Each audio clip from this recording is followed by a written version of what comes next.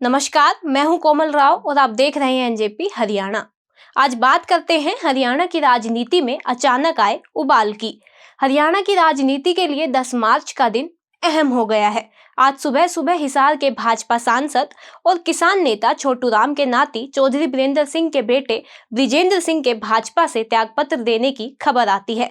इसके कुछ देर बाद ही उनके कांग्रेस में शामिल होने की खबरें आती है। भाजपा छोड़ने के बाद यह तय हो गया था कि वह कांग्रेस में जा रहे हैं। जब कांग्रेस के राष्ट्रीय अध्यक्ष मल्लिकार्जुन खड़गे ने उन्हें पार्टी में शामिल किया, तब उन्होंने विनम्रता से नरेंद्र मोदी व भाजपा का आभार व्यक्त करते हुए भाजपा से अलग होने के कारण भी बता दिए। आप सब सुन चुके होंगे कि उन्होंने क्या कारण बताए, लेकिन हम एक बार फिर से दोहरा रहे हैं। उन्होंने बड़ा कारण भाजपा और जजपा के बीच गठबंधन की संभावना बरकरार रहने के अलावा किसान आंदोलन में भाजपा की भूमिका, महिला पहलवानों के साथ हुई नाइंसाफी और अग्निवीर योजना से असहमति को भी भाजपा से दूर होने का कारण बताया है। हालांकि अलग होने वाले लोग कुछ न कुछ कारण तो बताते ही हैं, लेकिन हमारा इस मामले में यह मानना है कि भाजपा इस बार उन्हें हिसार से टिकट देने नहीं जा रही थी। यही सबसे बड़ा कारण था। भाजपा संभवतः जजपा से भी रिश्ता नहीं तोड़ पा रही है। वैसे तकनीकी रूप से भले ही ब्रिजेंद्र सिंह आज कांग्रेस में शामिल हुए हैं, लेकिन उनके पिता ने 2 अक्टूबर को जींद में हुई अपनी रैली में ही इस बात के संकेत दे दिए थे कि अब भाजपा के साथ उनका कदम ताल करना मुश्किल है। 2 अक्टूबर को रखी आधारशिला पर ही भविष्य की रणनीति को आगे बढ़ाया जा रहा है। एनजेपी के प्रधान संपादक महेश कुमार वैद ने उसी दिन इसके संकेत दे दिए थे कि कांग्रेस चाहे तो चौधरी बीरेंद्र सिंह को बुला सकती है और भाजपा चाहे तो उन्हें रोक सकती है, लेकिन न भाजपा झुकी न चौधरी बीरेंद्र सिंह झुके। आप उस दिन की वीडियो सुन लीजिए। चौधरी बीरेंद्र सिंह की जींद रैली को लेकर आप क्या कहेंगे? उन्होंने तो खुद को चौराहे पर खड़ा कर लिया है, जिसे जरूरत हो ले जाए। अब उनकी दुकान में जितना सामान था अपना दिखा दिया। कांग्रेस की थोड़ी तारीफ की, बीजेपी की थोड़ी आलोचना की, सारे रास्ते आगे के खुले रखे हैं। जो उनका संदेश छुपा हुआ नहीं है। भाजपा वालों को कह दिया उचाना हिसार की सीटों पर दरियादिली दिखाओ तो हम तुम्हारे साथ रहने के लिए तैयार है।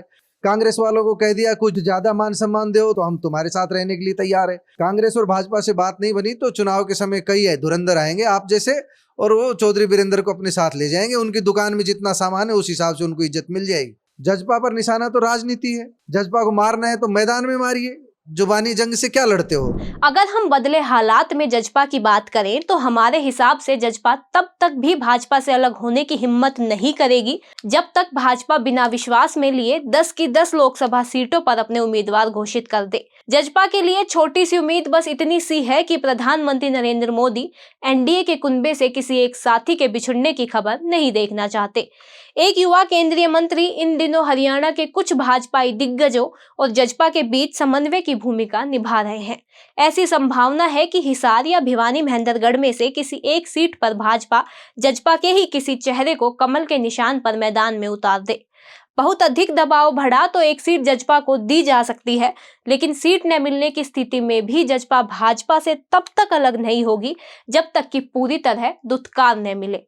अब बात करते हैं चौधरी बीरेंद्र सिंह परिवार के भाजपा से अलग होने के बाद हरियाणा की राजनीति पर पड़ने वाले असर और लोकसभा चुनाव में इनेलो की रणनीति की। हमारा मानना है कि चौधरी बीरेंद्र सिंह परिवार के जाने से कांग्रेस लाभ में ही रहेगी, भाजपा थोड़े नुकसान में रह सकती है। हाँ, अगर इसी तरह कोई बड़ा चेहरा भाजपा से छिटक कर दूर हुआ तो भाजपा का नुकसान बढ़ सकता है। अब हरियाणा की राजनीति पर असर यह होगा कि राव इंद्रजीत सिंह जैसे बड़े नेता भाजपा से मोलभाव करने की सुगम स्थिति में रहेंगे। उनकी टिकट पर कैची चलाने की सोची भी नहीं जा सकेगी। किसी अन्य ऐसे मौजूदा सांसद की टिकट काटने में भी पार्टी 2 बार सोचेगी जो खुद का जनाधार रखते हैं, क्योंकि चौधरी बीरेंद्र सिंह की तरह कोई और बड़ा चेहरा कांग्रेस की तरफ गया तो फिर चीजों को संभालना मुश्किल हो जाएगा। कांग्रेस के वरिष्ठ नेता कैप्टन अजय सिंह यादव ने 2 दिन पहले एनजेपी से बातचीत में अपना व्यक्तिगत सुझाव देते हुए यह कहा था कि इनेलो को एक सीट देकर कांग्रेस को अपने समझौते का दायरा बढ़ाना चाहिए। हालांकि उन्होंने यह स्पष्ट कर दिया था कि इस तरह के फैसले पार्टी स्तर पर करने हैं, लेकिन उनका सुझाव कांग्रेस को ताकत देने वाला साबित हो सकता है। वैसे इनेलो की रणनीति जीत से अधिक भाजपा को अधिक से अधिक नुकसान पहुंचाने की रहेगी। जजपा को ज्यादा ही दुत्कार मिली तो जजपा भी इसी भूमिका में आ सकती है कि भाजपा को कैसे हरियाणा में अधिक से अधिक नुकसान पहुंचाया जाए ताकि विधानसभा में पूछ बढ़े। यही कारण है कि हम जजपा में भाजपा के बीच दोस्ती बरकरार रहने की संभावना देख रहे हैं।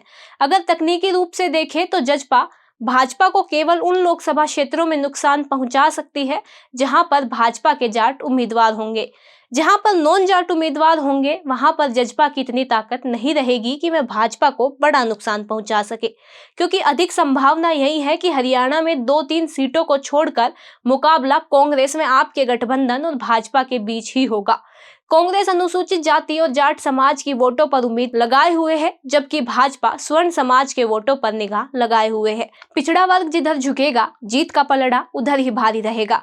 अभी ये बात छनकर बाहर नहीं आई है कि चौधरी वीरेंद्र सिंह परिवार के साथ कांग्रेस की क्या डील हुई है, लेकिन ऐसा प्रतीत होता है कि लोकसभा की 1 और विधानसभा की 2 से 3 सीटें चौधरी वीरेंद्र सिंह की मर्जी से दी जा सकती है। चौधरी वीरेंद्र सिंह का भाजपा में लंबे समय से दम घुट रहा था। आज जो हुआ वह तो देर सवेर होना ही था, क्योंकि विचारधारा के स्तर पर वीरेंद्र की राजनीति भाजपा से अलग है। कांग्रेस में इसका असर यह रहेगा कि पार्टी भूपेंद्र सिंह हुड्डा की मुट्ठी में नहीं रहेगी, क्योंकि वीरेंद्र की दिल्ली दरबार में सीधी पहुंच है। कुमारी शैलजा ने ज्वाइन करते ही उनका बड़े उत्साह से स्वागत किया। आज के लिए बस इतना ही। अगर आपको हमारी खबरें अच्छी लगती हैं तो हमारे चैनल को सब्सक्राइब करें, हमारी वीडियोस को लाइक करें, शेयर करें और कमेंट करना भी न भूलें। धन्यवाद।